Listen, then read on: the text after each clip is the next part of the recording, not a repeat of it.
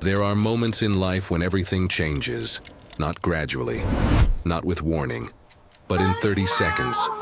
30 seconds where a family vacation becomes a nightmare. 30 seconds where a father's love is tested in the most unimaginable way.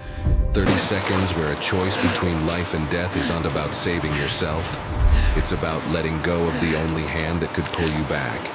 On August 3rd, 2024, along the muddy banks of the Annan River in far north Queensland, Dr. Dave Hogbin fell into crocodile-infested waters. His wife grabbed his arm. She pulled with everything she had. But then, she started slipping too. Help me, please. And in that split second, Dave Hogbin made a decision that would cost him everything and save the mother of his 3 sons. He let go. This is the story of a man who faced a monster in its own territory. A man who, in his final breath, chose love over survival. A man who became a hero not by fighting back, but by releasing the only lifeline he had. Because sometimes, the bravest thing you can do is let go. This is a story about sacrifice, about the invisible contract parents make with their children, that they will do anything, endure anything, give up anything to keep them safe. This is about the fine line between adventure and tragedy, between a perfect day and the worst nightmare imaginable. This is about what happens when nature reminds us that we are not in control, that we never were. Dave Hogbin wasn't supposed to die that day. He was 40 years old, tall, strong, fit. The kind of dad who could throw his kids over his shoulders and hike for miles without breaking a sweat. He stood well over 6 feet with broad shoulders and the kind of build that came not from gym sessions but from real life. From carrying camping gear up steep trails, from wrestling with his 3 boys in the backyard, from living a life that celebrated strength and endurance. He was a general practitioner from Newcastle, New South Wales, working at Jules Medical Center near Belmont. His patients loved him. His colleagues admired him. He had a gift for connecting with children, a passion for dermatology, and acute care, and an infectious enthusiasm for life that made everyone around him feel lighter, brighter, more alive. When Dave walked into a room, people noticed.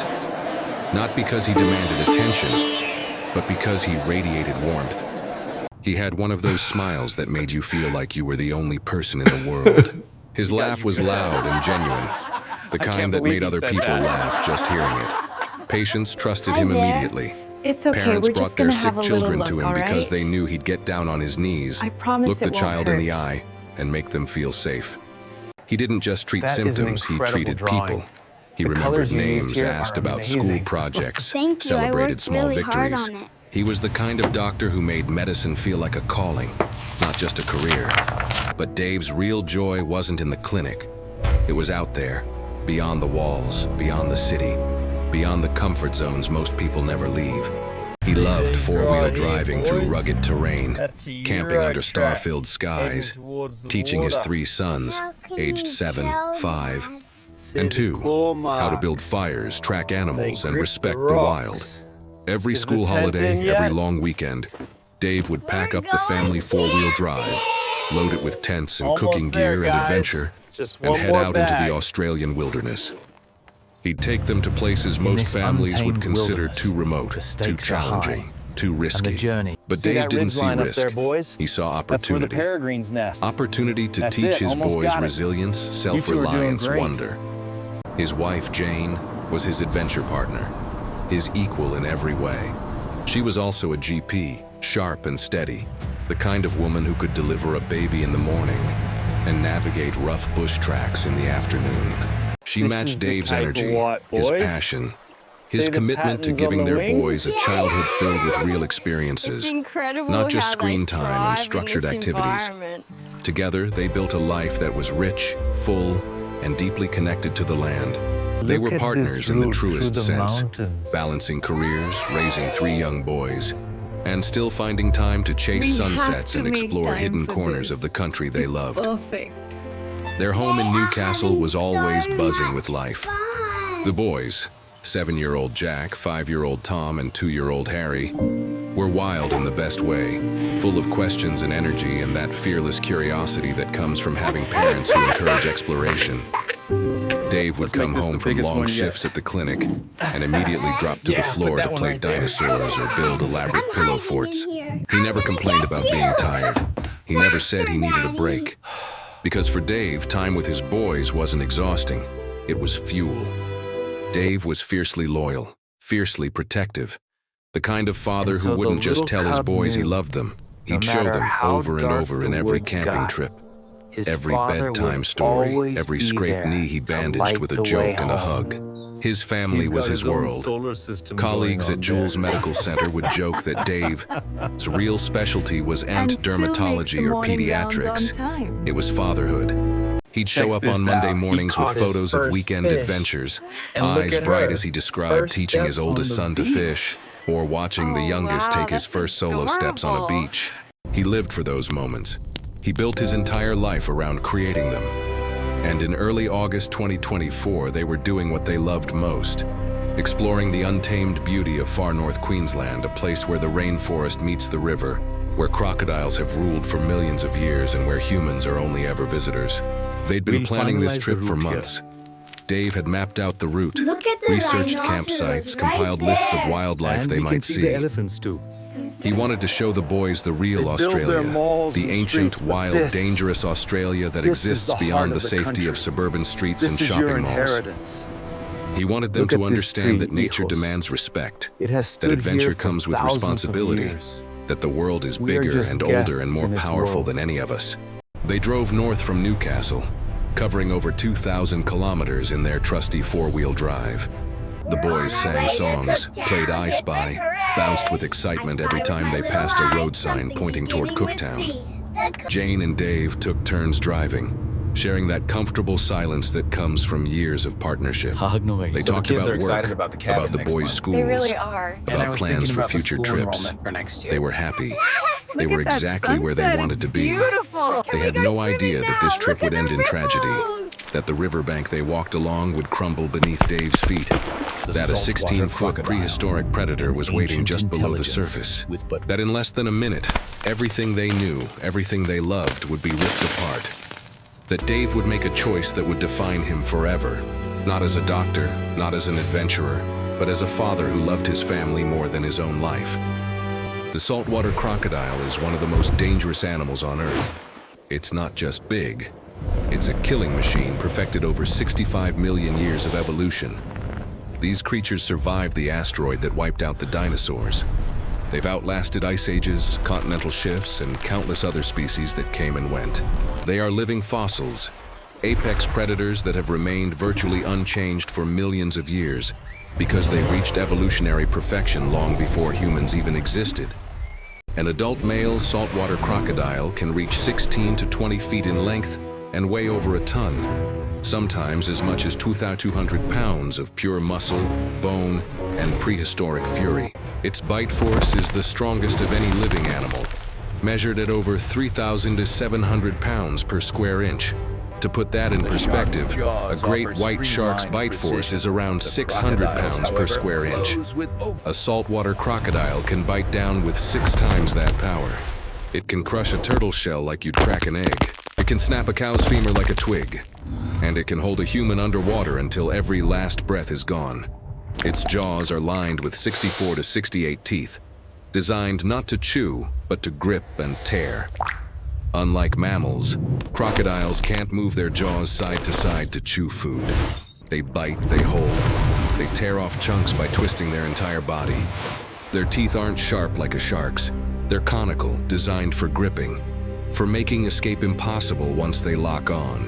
The And if a tooth breaks, formidable dental no problem. array is a testament. Crocodiles can replace their teeth up to 50 times throughout their lifetime. They're built for violence, for survival, for dominance. And its hunting strategy is simple, brutal, and terrifyingly effective. Ambush, drag, drown, death roll. Saltwater crocodiles are ambush predators. They don't chase their prey across open ground. They wait. They can lie motionless in the water for hours, sometimes days, with just their eyes and nostrils above the surface. They look like floating logs, harmless and still. But beneath the surface, they're coiled springs of explosive power, waiting for the perfect moment to strike. Their eyes are positioned on top of their heads, allowing them to see while remaining almost completely submerged. Their nostrils are at the tip of their snout, letting them breathe while their massive bodies stay hidden below. They can remain underwater for over an hour, their heart rate slowing to a crawl, conserving oxygen, conserving energy, waiting with a patience that predates human civilization. And when prey comes close, a deer drinking at the water's edge, a wild pig crossing the river, a human walking along an unstable bank, the crocodile explodes from the water with terrifying speed. The initial strike can happen in less than a second. One moment, calm water. The next, a thrashing eruption of scales and teeth and unstoppable force. The crocodile launches itself partially out of the water, jaws wide, covering the distance between predator and prey faster than most people can react. The bite comes down with bone-crushing power, and once those jaws close, they don't open. Not until the prey is dead, not until the crocodile is ready to feed. Then comes the drag. The crocodile pulls its victim into deeper water, away from the shore, away from any chance of escape or rescue. The prey struggles, of course. Every instinct screams to fight, to swim, to break free. But fighting a crocodile in water is like fighting gravity. It's a force of nature you cannot overcome. The crocodile is stronger, heavier, perfectly adapted to its environment. And it has one goal: to drown you. The death roll is their signature move. Once they have a grip, they spin violently, sometimes multiple full rotations, disorienting their prey, tearing flesh, breaking limbs, forcing water into lungs. The death roll serves multiple purposes. It disorients the victim, making it impossible to know which way is up, tears off chunks of flesh that the crocodile will later consume. It breaks bones, making resistance futile. And most importantly, it drowns. Because crocodiles can't breathe underwater either, but they can hold their breath far longer than any mammal. So they roll, they hold, they wait. And when the struggling stops, when the last bubbles rise to the surface, the crocodile knows it's won. It's not just an attack, it's an execution. There's no malice in it, no cruelty. The crocodile isn't evil. It's doing exactly what 65 million years of evolution designed it to do. It's surviving, it's feeding, it's being a crocodile.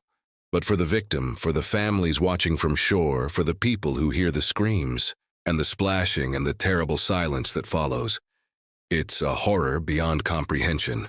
Saltwater crocodiles are found across northern Australia, Southeast Asia, and parts of the Indian subcontinent. They thrive in rivers, estuaries, and coastal waters, often venturing into the ocean to travel between river systems. In Australia's Northern Territory and far north Queensland, they're common. Not rare, not endangered, common. And in places like the Annan River near Cooktown, they're practically guaranteed. The locals know this. The signs warn you. The tour guides repeat it constantly. Don't swim, don't walk too close to the banks. Don't turn your back on the water. Don't feed the crocodiles. Don't get comfortable. Because in crocodile country, complacency kills. But here's the problem. Not everyone respects the rules. In recent years, illegal crocodile feeding has become disturbingly common in areas like Crocodile Bend on the Annan River. Tourists and locals alike have been caught on camera throwing roadkill, dead kangaroos, wallabies, fish, into the water, luring massive crocodiles closer to shore for photos and thrills. They want the perfect Instagram shot. They want to see the monster up close. They want to prove they were brave enough to stand at the edge of danger. It's reckless, it's stupid, and it's deadly. Because when you teach a crocodile to associate humans with food, you erase the natural boundary that keeps both species safe. Crocodiles are opportunistic feeders. If they learn that human activity means food, they'll start approaching humans more boldly, more frequently, more aggressively. They'll lose their natural wariness. They'll start seeing people not as threats to avoid, but as potential prey, or at least as sources of the next meal. You create a ticking time bomb. The authorities warned people. They posted signs, big, bright, impossible to miss, warning that crocodiles inhabit the area, that swimming is prohibited, that feeding is illegal. They issued fines, up to thousands of dollars for anyone caught feeding crocodiles. Rangers patrolled the area, trying to catch violators, trying to educate tourists about the risks. But the feeding continued. Videos kept appearing on social media. Tourists kept throwing meat into the water. And the crocodiles kept coming closer. Queensland's Department of Environment, Science and Innovation issued multiple statements condemning the practice. Feeding crocodiles is illegal and extremely dangerous, they warned. It conditions these animals to associate humans with food, increasing the risk of attacks. Anyone caught feeding crocodiles will face significant penalties. But for every person who listened, there were others who ignored the warnings, who thought they knew better, who believed nothing bad would happen to them. And on August 3, 2024, whether or not illegal feeding played a direct role in what happened to Dave Hogbin, the fact remained.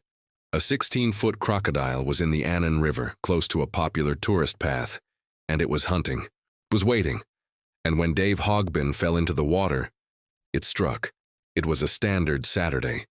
Blue skies stretched overhead, endless and impossibly bright.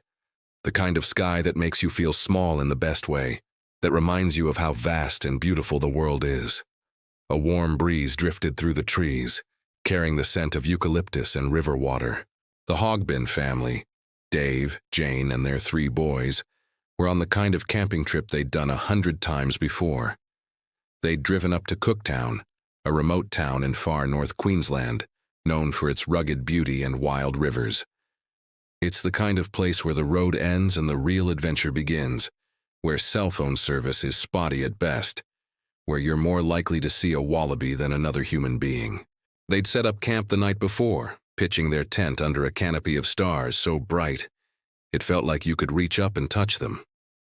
The boys had roasted marshmallows over the campfire, their faces glowing in the firelight as Dave told them stories about explorers and adventurers who'd traveled through these lands centuries before. Jane had sat beside him, her hand in his, watching their son's eyes grow wide with wonder. It was perfect. It was exactly the kind of moment they'd driven 2,000 kilometers to create. That morning, they'd packed a simple lunch and set out to explore the area on foot. They were walking along a path on a riverbank about 16 feet high, overlooking the Annan River. The path was well worn, clearly used by other tourists, seemingly safe. The view was spectacular, the river winding through dense rainforest, the water dark and still, the air thick with humidity, and the constant hum of insects. Dave pointed out birds to the boys, teaching them to identify calls and behaviors. Jane took photos, capturing the joy on their sons' faces, preserving memories they'd treasure forever. It was scenic, peaceful, the kind of place that makes you forget the world's dangers for a moment, the kind of place where you let your guard down, where you stop thinking about crocodiles and instability and all the ways nature can turn on you, where you just exist, breathe, enjoy. The boys were laughing, racing ahead on the path, then circling back to show their parents interesting rocks or interesting bugs. Dave was relaxed, happy, in his element. This was what he lived for. This was why he became a father.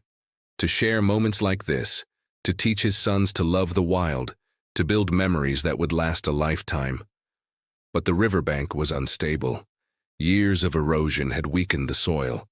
Heavy rains in previous weeks had saturated the ground, making it soft, unpredictable. The path looked solid, but beneath the surface it was crumbling. And as Dave walked, admiring the view, his mind 1,000 miles from danger, the ground beneath him gave way. 1 second he was standing, the next he was falling. 16 feet down, the world spinning, his stomach lurching, his mind struggling to process what was happening.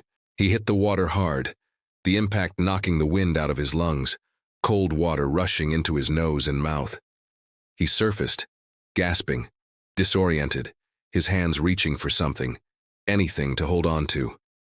The water was murky, dark, swirling with sediment from the collapse. He couldn't see the bottom, couldn't see what might be lurking below. He tried to climb out, but the bank was too steep, too slippery. His fingers clawed at mud and roots, but they gave way, crumbling in his hands. His height, his strength, none of it mattered. The bank was nearly vertical, the mud too soft to support his weight.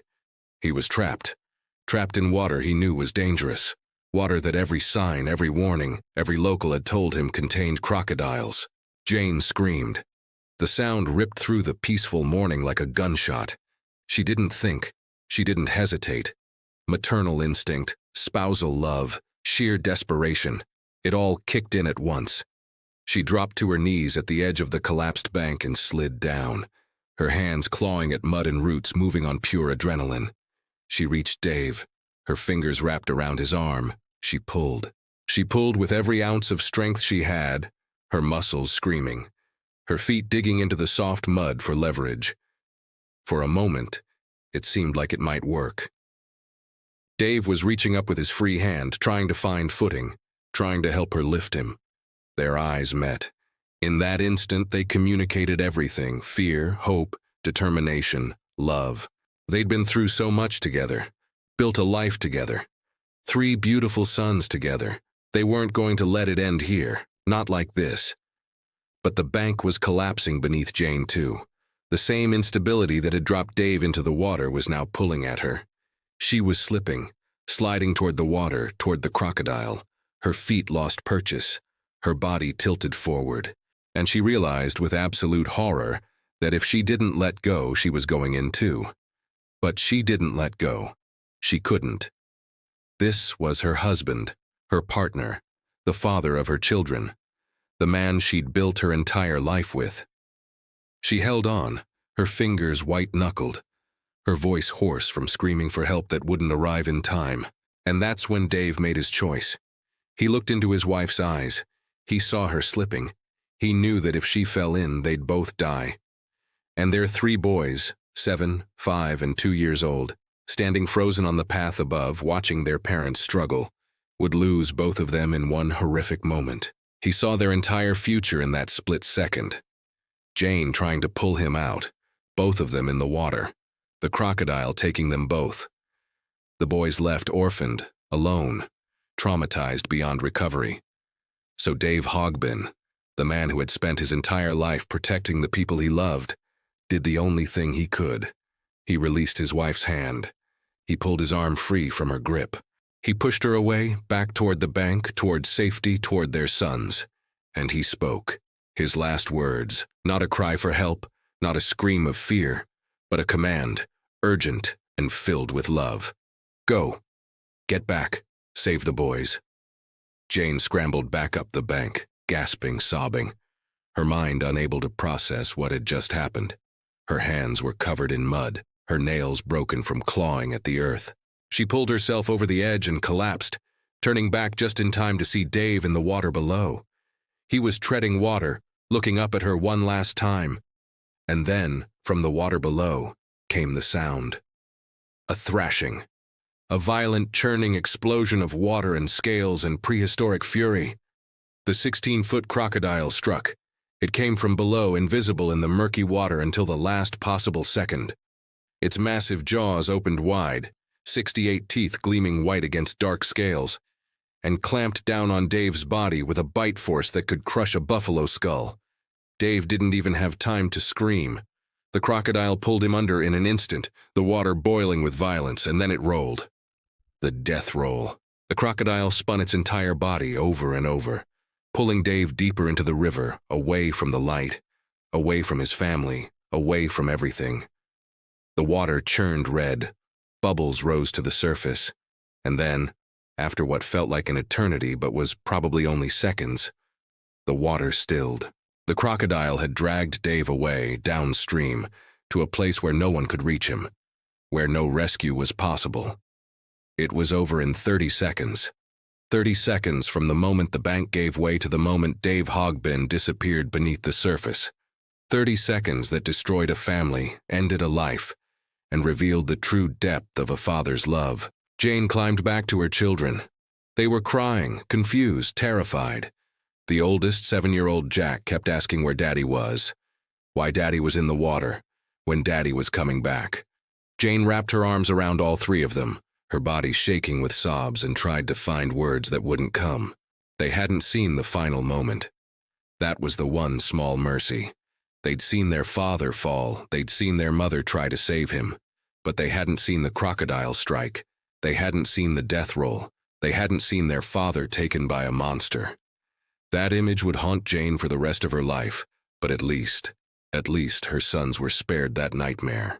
The emergency call came in at 2:15 p.m. A frantic, sobbing voice on the line. A woman, barely coherent, trying to explain what had happened. "My husband fell in the river. A crocodile took him. Please, you have to help. Please." The dispatcher stayed calm, asking for location details, promising that help was on the way. But even as she reassured the caller, she was flagging the call as critical, as almost certainly fatal. Because everyone who worked in far north Queensland knew the statistics. If a large saltwater crocodile takes you, you don't come back, not alive. Authorities scrambled, police, paramedics, wildlife rangers, all converging on Crocodile Bend. The drive from Cooktown took nearly 30 minutes over rough roads. By the time they arrived, Jane was in full shock, sitting on the ground with her 3 sons pressed against her, rocking back and forth, her voice hoarse from screaming. Other campers and tourists had gathered, offering water, blankets, whatever comfort they could. But what do you say? How do you console a woman who just watched her husband sacrifice himself to save her? How do you explain to 3 little boys that their daddy isn't coming back? Rangers began the grim task of tracking the crocodile. They launched boats into the river, scanning the murky water for any sign of movement. They used drones equipped with thermal imaging cameras, searching for the heat signature of a large crocodile. They set bait traps along the riverbank, hoping to lure the animal into the open. They knew it was a 16-footer. Witnesses had caught glimpses of its massive body during the attack. That made it one of the largest crocodiles in the area, and also one of the most dangerous. For 2 days, the search continued. Rangers worked around the clock, determined to find the crocodile and recover Dave's body. The media descended on Cooktown like vultures. News vans lined the small town's main street. Reporters stood in front of cameras, describing the attack in graphic detail, speculating about what had gone wrong, interviewing locals about crocodile safety. Headlines screamed, "Doctor killed by crocodile in far north Queensland." "Hero dad's final act of love saves wife and children." Tragic death highlights crocodile dangers. The world was watching, but all Jane cared about was bringing Dave home. On Monday, August 5th, rangers found the crocodile. It was 2.5 miles upstream from the attack site, a 16-foot male, one of the largest ever recorded in the Annan River system. It was basking on a muddy bank, its massive body stretched out in the sun, looking almost peaceful. Rangers approached carefully, weapons ready. They had no choice. This crocodile had killed a human. It had to be euthanized, both to recover Dave's remains and to prevent future attacks. The shot was clean, professional. The crocodile died instantly, and when rangers opened its belly, a gruesome but necessary task, they found human remains. Clothing fragments, bone, tissue. The confirmation would take days, DNA testing required for official identification, but everyone knew. It was Dave. The crocodile had consumed parts of him, held other parts in its stomach to be digested later. It was the grim reality of crocodile predation, the final indignity in a tragedy that had already taken everything. The autopsy was brief. The remains were too damaged for a detailed examination, but the cause of death was obvious. Massive trauma from the crocodile attack, followed by drowning. The medical examiner's report would later state that Dave Hogbin had suffered catastrophic injuries consistent with a large crocodile bite, crushing trauma to the torso, multiple fractures, severe tissue damage. He had died almost instantly, dragged under by a force no human could resist. The death roll had disoriented him, filled his lungs with water, made survival impossible. There was nothing Dave could have done differently. Nothing anyone could have done. The bank collapsed without warning. The crocodile struck within seconds. Even if Dave had been an Olympic swimmer, even if he'd been a trained wildlife expert, even if he'd had weapons or tools, the outcome would have been the same. Saltwater crocodiles are apex predators for a reason. When they hunt, they don't fail. Except maybe, the report noted, if he hadn't walked so close to the bank. Except maybe if he'd heeded the warnings posted at the entrance to the trail. Except maybe if he'd recognized that in Crocodile country, nature always has the final say. But these were small, bitter observations that did nothing to ease the pain, nothing to bring Dave back, nothing to answer the question that would haunt Jane and her sons forever. Why him? Why that day? Why did a family vacation turn into a nightmare from which they'd never wake? But the autopsy also revealed something else. Something that spoke to who Dave was in his final moments. His body showed defensive wounds on his arms and hands, deep lacerations, fractures, evidence of struggle. He had fought, even knowing he couldn't win, even knowing the crocodile was too strong, too fast, too perfectly designed for this exact scenario. Dave Hogbin had fought for his life. Because that's who he was. A fighter, a protector, a man who refused to give up even in his final moments. Even when the darkness closed in and the water filled his lungs and the prehistoric jaws held him under, he fought. For his family. For one more second. For the impossible hope that somehow he might survive to see his boys again.